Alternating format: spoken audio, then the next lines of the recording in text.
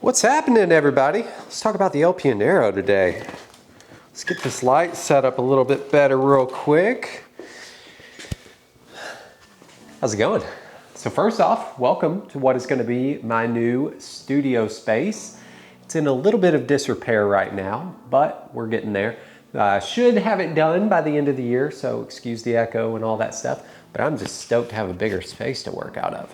But that's not why you all are here. You all are here for the Tops El Pionero today, and I couldn't be more excited about it. So I have looked forward to this launch since Blade Show 2022, whenever I first got it in hand and I took some pictures of Ed with it and all that good stuff. And yeah, I've probably annoyed Tops a little bit, like, hey, when can I get a hold of one? But finally have one. And at the time of this video, it has released.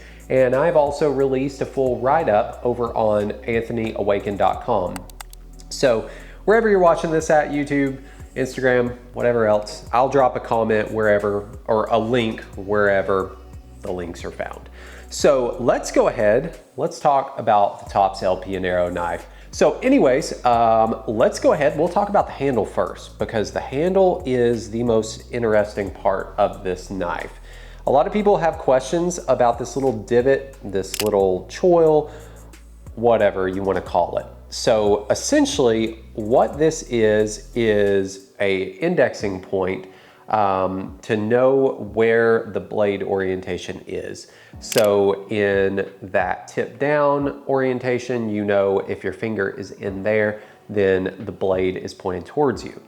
If you are doing something normal, like chopping vegetables, and you feel your pinky right back there, you don't even have to look. If you're gonna put your thumb on the back of the blade, you know, oh, okay, sweet, it's right there. I can chop my veggies and I'm not gonna chop my thumb off.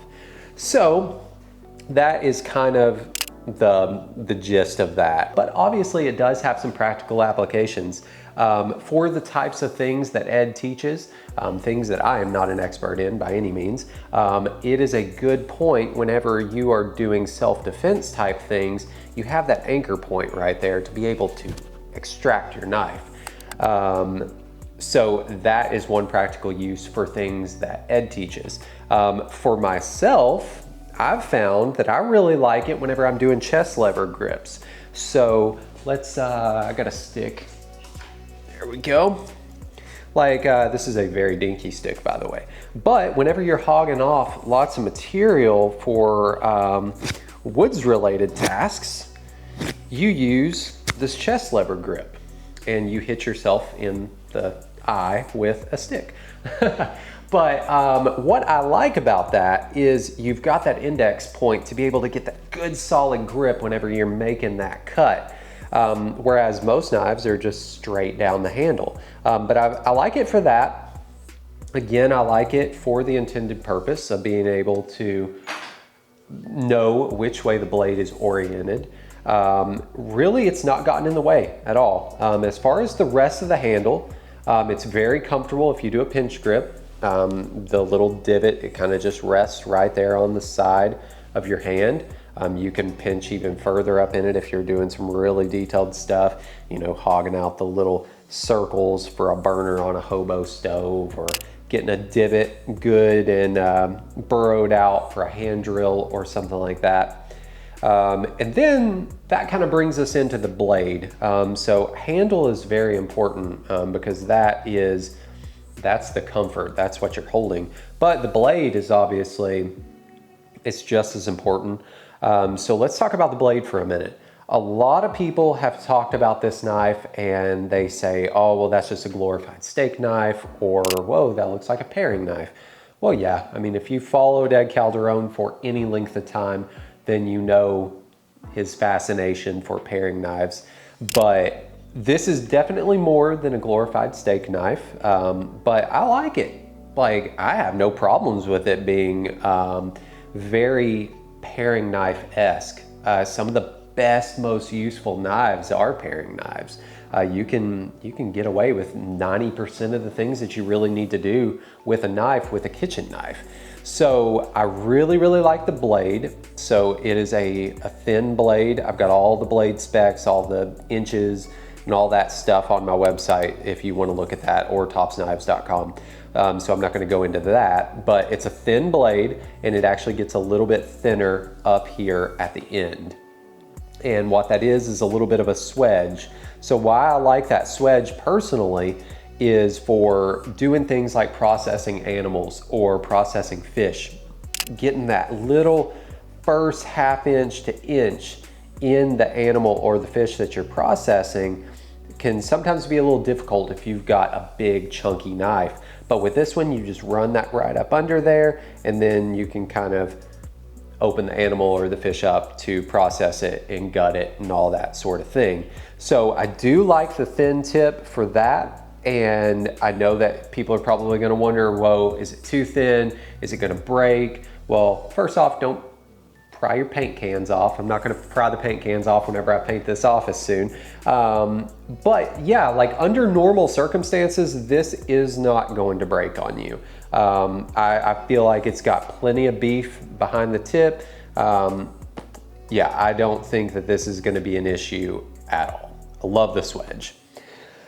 Again, talking about a thin blade, it's thin this way, and then it's also thin that way. But what I like about that is it is good for when you're processing animals or you're opening boxes, which I do a lot of with my photography business. That's honestly one of the top things that I do, that and open packages of chips and things like that. But yeah, I'm really digging this knife, guys. I've been using it very extensively for EDC, for some woods use, some fishing and that sort of thing. And it's just a great all around utility knife. I have a feeling that this one is going to occupy the majority of my pocket time for the foreseeable future. I mean, I've really waited for this, and I've not been disappointed at all. So let's talk about the sheath real quick.